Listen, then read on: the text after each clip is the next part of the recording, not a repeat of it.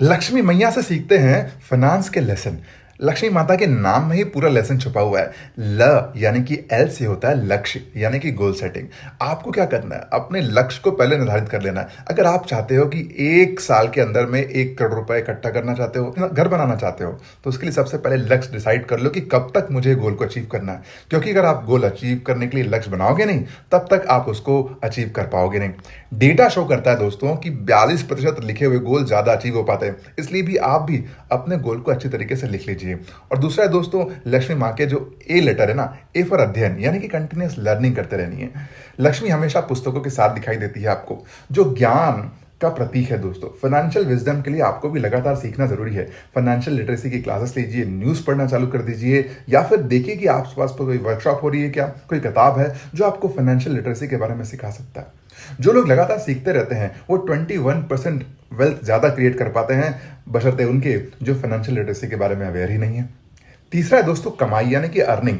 Lakshmi hard work और effort को bless करती है।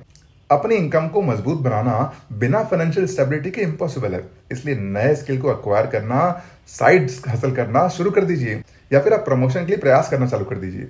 हायर एजुकेशन और स्किल से आपकी इनकम जो है वो 30% तक के बढ़ सकती है। ये हमें डेटा शो करता है। एज फॉर संरक्षण, यानी कि सेविंग, लक्ष्मी जी की उपस्थिति धन लाती है। आपने देखा होगा कि मल्टीप्लिकेशन का भी प्रतीक है। आपको क्या करना है, अपनी सेविंग्स को, आपके फाइनेंशियल को सिक्योर करते रहना है, इन्वेस्टमेंट करते रहनी है।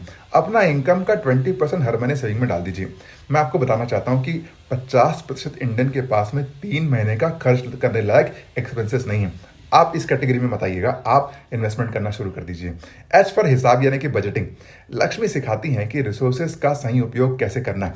आपको क्या करना है, आपके पास जो पैसे हैं उसका सही बजटिंग करना जरूरी है। अगर आप ये करते हो तो क्या होगा, आपका मंथली बजट बनेगा, और बजट बनाने से आपके जो बेकार के खर्चे हैं ना, वो 25% तक कम हो सकते हैं। ये डेटा बताता है।